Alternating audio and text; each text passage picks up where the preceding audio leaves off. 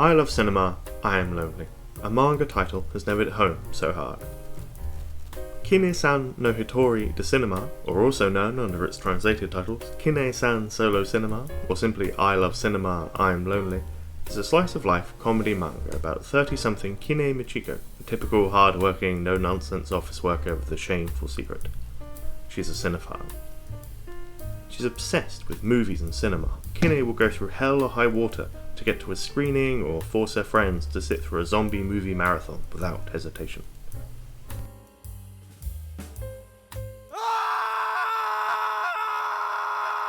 Finally, a slice-of-life manga that isn't set in a high school. Speaking of Kine and her friends, let's go over them quickly so we know who we're talking about.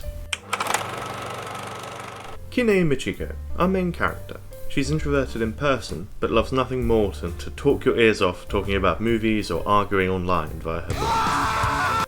She's a slob at home, but a pure professional at work.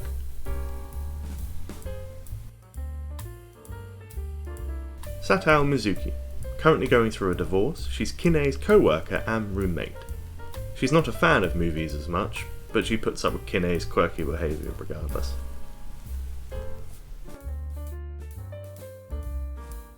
Supporting characters. Kine's friends, recently reunited, are all married and have very traditional adult lives. They serve as a contrast to Kine's more shut-in lifestyle.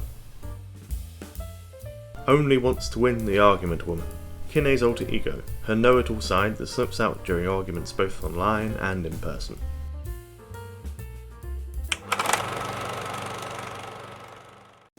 The first chapter of Solo Cinema was released around 2014-2015 and is still ongoing today. Sadly, this is far from a well-known manga, so we're relying on some very niche translators to do the Lord's work here. Currently, my hero, Ditch Chick, has translated the most chapters. You may be familiar with his work. He did a couple of chapters of Nagatoro, but mostly known for Plus Size Elf and its sequel series. Currently there are 23 translated chapters of Solo Cinema, with a whole 38 as of yet untranslated sitting behind a paywall. As far as I know, there's no official English release of this either. Hello, Editor Frog here. So I was editing this video, and I realised quite how much I actually liked Plus Size Elf. I really wanted to include more in the video, but you have no idea how much of this manga I had to scrub through to find anything that would be usable in a YouTube video. It's all a bit on the lewd side. If that's your bag, or you happen to like dummy thick elves and other mythical beings, or an exercise manga, highly recommend, give it a read. I give it like a 9 out of 10. I really want to review it on a YouTube channel. But as I say, there's not many screenshots that I could really put in here without extreme editing, and it'll be a lot of black bars, even though it's only rated at 15. There is a UK release, which I also have, and the new season's also coming out physically by 7 Seas. You can have issues with their translation, but hey, it's not getting translated by anyone else at this point, so I've got to be a bit more grateful there. But yeah, it's really good. I'm currently reading Nagatoro, but oh man, I miss those dummy thick elves, I tell you. So yes, do give it a read. It's very good, it's very funny, it's also very relatable. There's also someone who also likes a French fry or two. Anyway, back to the video then, bye! Solo Cinema story and art are by Asai, who has also authored 俺は何を間違えた。ヤンジンヤンプン編集ヤン。みんなミュージカル。I cannot find any of these anywhere online, not even raw scans, so sadly, a bit of a dead end here. Kine is your typical film buff. She grew up watching movies she probably shouldn't have, vehemently defends movies she loves, both online and in person, and avoids spoilers like the plague. I'm sure she could make talking during a movie illegal. She would. Maintaining a professional appearance on the outside, at home she's your typical shut-in, a bit of a slob and spends hours a day in front of a screen. It truly is a relatable manga. Speaking of relatable, for all her movie talk, she does have her blind spots. For example, it's a constant source of contention for her that she's never seen a Ghibli movie. A tad embarrassing for a movie fan, but we all have those movies or books that we'll get round to reading eventually. Satao, Kine's roommate, is much more straight-laced, definitely the straight man in their relationship, as she's always the one to try and curb Kine's movie's obsession when needs be. When Kine is sick and in need of bed rest, for example, Satao removed all the batteries from the house, so Kine couldn't watch TV instead of resting. Satao isn't obsessed with cinema, not in any way similar to Kine, but Kine makes it her mission to change that. We don't get to learn too much about Satao's personal life outside of living with Kine. Her family lives quite far away, and until Kine had no real friends either. They take the occasional jab at one another, but despite their differences, they really do care for each other.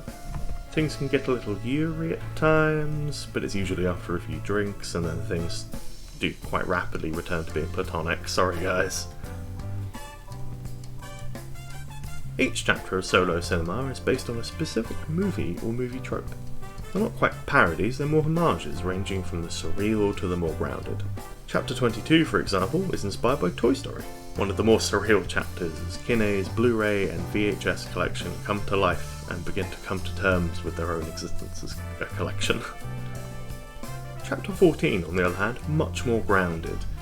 It revolves around Kine convincing her friends that it's completely okay to show her 5-year-old niece the movie Jaws. She considers it a rite of passage as she also went through a similar thing in her youth. My favourite chapter is chapter 17. Kine is introduced to and watches all of Evangelion. With no knowledge of the movies, it goes about as well as expected for her when it gets to the end. It's a slice of life manga, so some chapters don't sound entertaining on paper, but the character interactions make it so readable. For example, Kine obsessing over Mad Max Fury Road and excitedly showing it to Satao is really wholesome and takes me straight back to 2015 when every day was summer and yelling "Witness me" always came before bodily injury.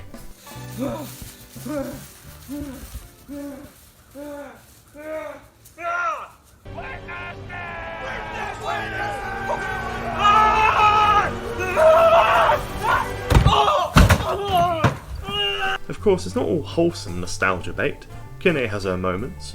Her personal favourite is Kine amping herself up to yell at people who are talking in the cinema, only to realise one of them is a small child, and it dawns on her that she's the bad guy here. It's not a plot-heavy manga, I'll be honest, but as I hope I've covered, it is very fun. Chapters do return to the status quo by the end, which means low stakes, but also more light-hearted enjoyment. I have mixed feelings about Asai's art. The cover of each volume is naturally Kine, in full colour, usually getting up to something movie related, and they look great. You know what Kine's all about, just from a glance. There's some nice details too, like Kine and Satao's faces popping up on these movie covers. Even the title page and table of contents are themed, the latter stylized after a movie schedule. I do love small details like this. Satao gets her own full page once, but sadly it's not even in colour. But actually, in fairness, it does pair up quite nicely with the cover, so a bit of credit there. Moving beyond the front cover, opening the book, the panels within have some really fun energy and the art style is in a constant state of flux, changing often to suit the theme of the moment or to punctuate a punchline. Panels can be a bit chaotic as a result, but that's part of the charm and high energy nature of events. I really enjoy the quick pacing of the gags. Kine in particular is a very animated person, which is communicated really well as her poses, expressions, and even her art style are constantly flowing while she speaks. They're usually very exaggerated, but can also be understated for those deadpan responses when needed. You can feel her enthusiasm. She definitely is someone that talks a mile a minute when it's something she's passionate about. Unfortunately, as I say, I do have mixed feelings here. Some panels can simply be too busy. There's manga out there where panels communicate everything purely visually with no need for any dialogue at all, but in solo cinema, some panels are just simply too chaotic to understand without it, especially when there's a lot of characters together. I wish Asai would increase the size of some panels on the page so they have a chance to breathe, as currently the dialogue bubbles can dominate some panels. There are panels with lots of details and little dialogue, which are definitely standouts, but usually pages do come across a bit cluttered.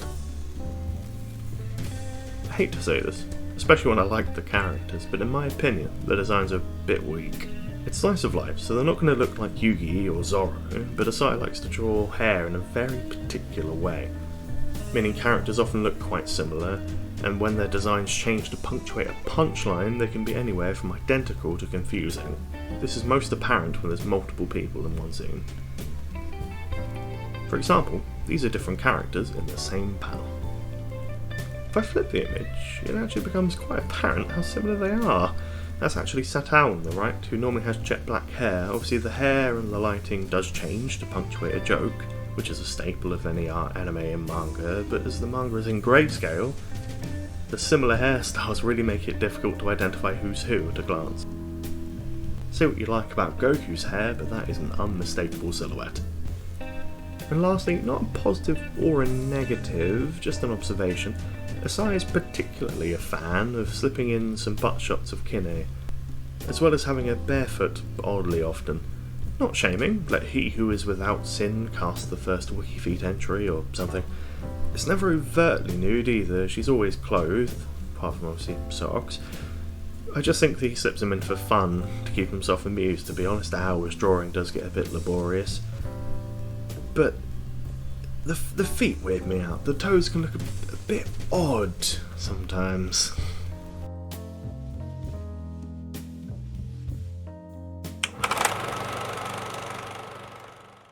Solo cinema changes hands between scanlators over the years, so it may be unsteady going at points, but after chapter 10, my man Ditch Chick takes over and the quality skyrockets.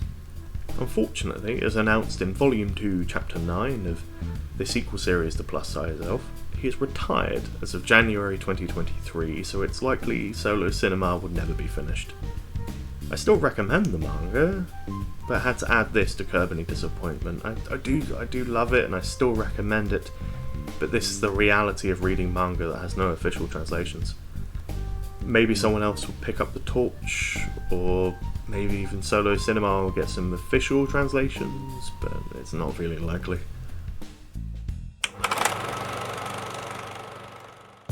I love cinema as a wholesome, sweet, funny, cute slice of life about a woman who wants to just be a nerd and just not be bothered. It's very relatable if you're a movie fan, I really do recommend it.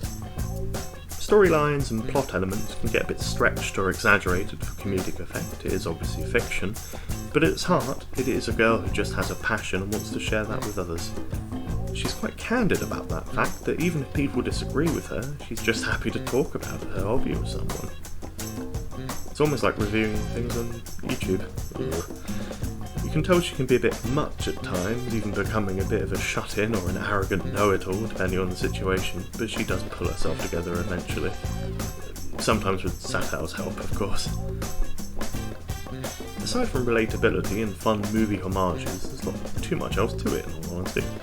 It's a fun read for movie fans, but it's definitely a lighter, more casual read, and if you're not a fan of films or cinema, there's probably not much in it for you, to be honest.